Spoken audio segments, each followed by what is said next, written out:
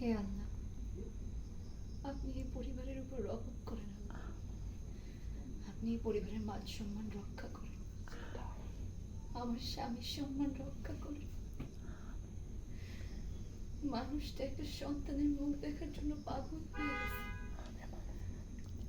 মানুষটা একটা সন্তানের মুখ দেখার জন্য পাগল হয়ে গেছে। মানুষটা একটা সন্তানের মুখ দেখার জন্য পাগল হয়ে গেছে। তার সকল আশা পূরণ করেন আল্লাহ। তার নতুন সংসারে মায়া, মমতা, সুখ, ভালোবাসা দিয়ে ভরায় দেন। তার ঘরে বংশের প্রদীপ জ্বালায় দেন আল্লাহ। হে আল্লাহ, আপনি রহমের, হে আল্লাহ, আপনি রহমের উসিলায় তার ঘরে একটা সন্তান দান করুন আল্লাহ। আপনি রহমত করুন আল্লাহ, আপনি রহমত করুন।